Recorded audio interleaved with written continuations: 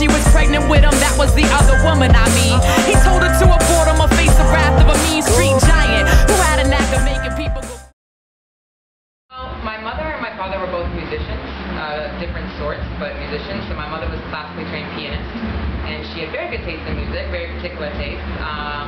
She was a Christian, so she didn't like any non-Christian secular music in the home. My father, on the other hand, played the congas. He owned a recording studio, and he owned restaurants and bars, and he loved all different types of music, Santana and crazy stuff. We used to listen to Two Live Crew with my father. I was like under the age of 10 listening to Two Live Crew. Great brain food.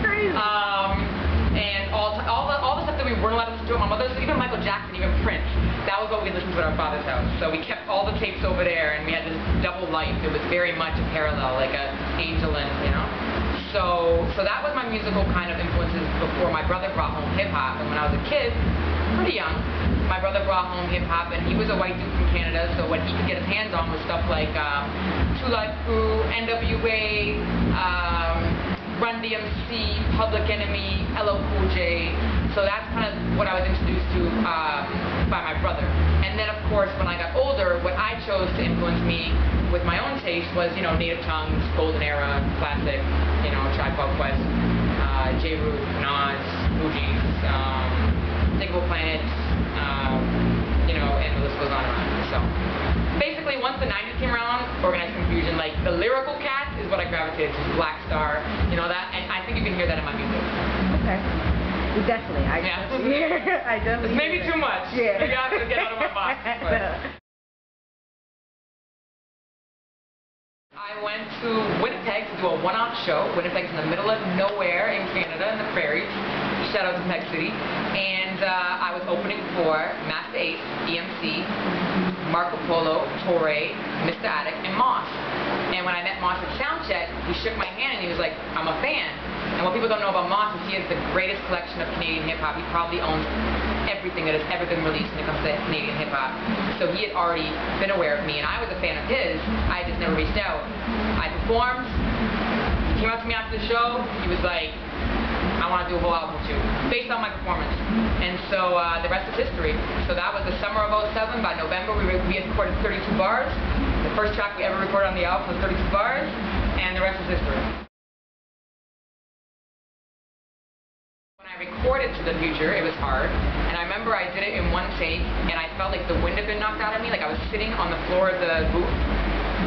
And they were listening back to hear if it was a good enough take. And I remember thinking to myself in my head, if that's not a good enough take, I do not want to do that again. And thank God the first take was the keeper. So, yeah, I mean, and I haven't performed To the Future yet, or played out. So I think that it's going to be hard the first time I perform it. But no, writing it is definitely cathartic. It's a diary entry. It's what I do. It's the nature of the music I make. So. See it as therapeutic? Absolutely. I think that people can take their experiences and either process them negatively or process them positively, and I've worked towards taking my experiences and making them constructive in my life and in other people's lives, hopefully. People have been telling me about blogging and video blogging and this and that, and I'm like, yeah, I'm not interested. Like, and the reason why I wasn't interested is I felt like it was a disposable culture, and my music is not disposable, and so I was like, I'm not going to just do these freestyles and leak them once a week. Like, it was offensive to me as someone who puts a lot of time into my music.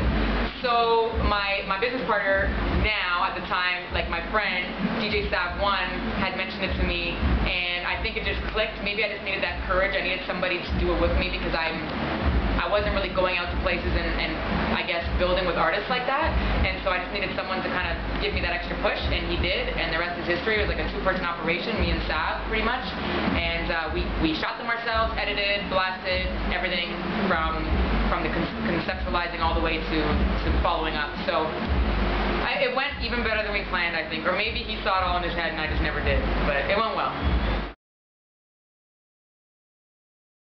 You know how people do jacking for beats? Yeah. There was a time where I wanted to do a live version of Jackin' for Beats. This is way back. This is actually, I had this exact thing set up in Toronto pre these musicians. So 2002, 2003 I did this in Toronto with different musicians. And instead of Jackin' for Beats, I wanted to do Jackin' for Bassline because I love a dope bassline. It's what gets me hyped whenever DJs play records, is dope bassline. whenever people give me beats, I need to hear a dope bass line. So I was like, well, what do I need in order to translate this live with jacking for bass lines? And I thought, well, I need a bassist. And then I thought, well, hip-hop is really about the drums, straight up, kick, snare, snapping, cracking. So I knew I was working with the beatboxer at the time in Toronto, Subliminal. So it's Subliminal. We got a bassist, Bounce. Shout out to Kenny Neal Jr.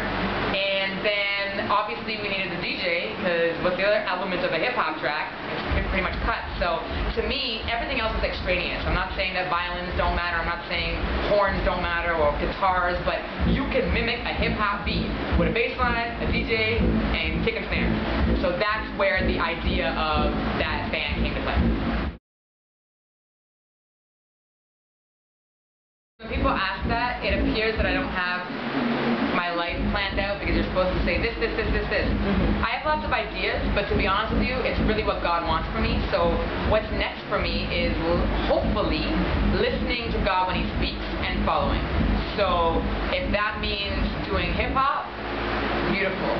If that means doing something completely unrelated to music altogether, beautiful. Do I want to drop albums and write more raps? Absolutely. But if I'm taking one day, 1 week, 1 month, 1 year at a time, and whatever it is, I know it's going to be awesome.